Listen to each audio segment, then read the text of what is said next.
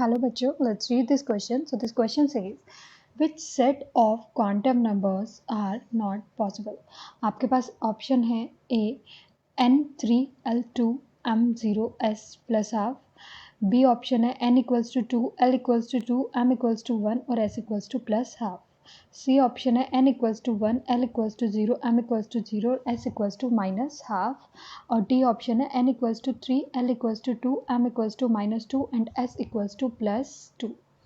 तो इसमें की कॉन्सेप्ट क्या है? Quantum number. क्वांटम नंबर क्या होता है?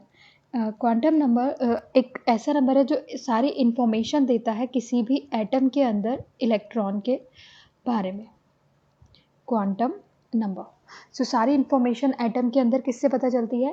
क्वांटम नंबर से। हमारे पास मेनली 4 क्वांटम नंबर होते हैं। पहला है principal quantum number. Principal quantum number principal quantum number जो मेन शेल होती है, जिस शेल में इलेक्ट्रॉन एग्जिस्ट करता है, उसके बारे में बताता है। इसे n से डिनोट करते हैं। ये नंबर ऑफ शेल के लिए बताता है। फिर हम बात करें सेकेंड वाला जो है वो आपका होता है एजीमुथल क्वांटम नंबर। इसको L से डिनोट करते हैं। एजीमुथल क्वांटम नंबर इसको L से डिनोट करते हैं और L की जो वैल्यू है वो 0 से लेके n-1 तक कुछ भी हो सकती है। तो फिर थर्ड जो ऑप्शन है, थर्ड ऑप्शन में जो मैग्नेटिक क्वांटम नंबर है, मैग्नेटिक क्वांटम नंबर, इसकी जो वैल्यू है वो, इसको हम m से डिनोट करते हैं और इसकी जो वैल्यू है -L से लेके +L तक कुछ भी हो सकती है। फोर्थ लास्ट जो हमारा है वो है स्पिन क्वांटम नंबर। ये एटम इलेक्ट्रॉन की रोटेशन के बारे में बताता है, वो क्लॉकवाइज घूम रहा है या एंटी क्लॉकवाइज, और इसकी जो वैल्यू है वो +½ या -½ हो सकती है। तो अब हम अपना जो हमें ऑप्शन गिवन है, एक एक ऑप्शन में हम चेक कर लेते हैं कि कौन कौन सा पॉसिबल होगा और कौन सा पॉसिबल नहीं होगा। तो पहला ऑप्शन है n equals to 3 l equals to 2, n equals to 3 l equals to 2 m equals to 0 और s equals to +½ तो यहाँ पे चेक करेंगे। हमने यहाँ पे देखा कि n की वैल्यू नंबर ऑफ शेल बताती है, कुछ भी हो सकती है, कोई भी इंटीजर n इक्वल्स टू 3, ठीक है। l equals to 2, l equals to 2 हमने देखा l की जो वैल्यू है वो n से छोटी होनी चाहिए। तो अगर ये 3 है तो 2 पॉसिबल है, ये भी पॉसिबल है। m इक्वल्स टू 0 भी पॉसिबल है क्योंकि ये 0 से लेके -L से लेके +L के बीच आती है, 0 इनके मिड में आएगा, पॉसिबल है। s की वैल्यू +½ -½ हो सकती है, तो पॉसिबल है, सारी वैल्यू पॉसिबल हैं।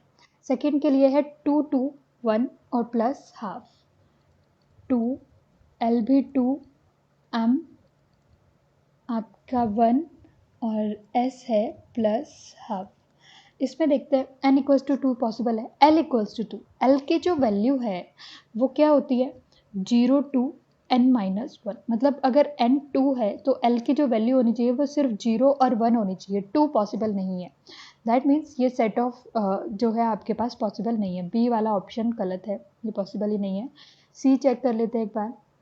सी में आपके पास 1 0 0 -½ 1 0 0 और s -½ n इक्वल्स टू अगर 0 है तो n इक्वल्स टू 1 तो पॉसिबल है, l इक्वल्स टू 0 भी पॉसिबल है क्योंकि 0 to n-1 होती है, m इक्वल्स टू 0 भी पॉसिबल है क्योंकि -L to +L होती है, और s इक्वल्स टू -½ भी पॉसिबल है। लास्ट सेट एक और चेक कर लेते हैं हम। n का कितना वैल्यू गिवन है वहाँ पे 3 2 -2 और +½ 3 2 -2 और +½ n इक्वल्स टू 3 पॉसिबल है, l इक्वल्स टू 2 भी पॉसिबल है इसके लिए, m इक्वल्स टू -2 भी पॉसिबल है क्योंकि m की जो वैल्यू होती है वो -L to +L होती है। तो 2 के लिए क्या क्या पॉसिबल है -2 -1 0 1 एंड 2, तो -2 पॉसिबल है, s इक्वल्स टू +½ भी पॉसिबल है, ऑल वैल्यूज़ पॉसिबल है। तो बी ऑप्शन आपका इनकरेक्ट है, बी में पॉसिबिलिटी नहीं है। तो कौन सा सेट ऑफ नंबर पॉसिबल नहीं है? बी।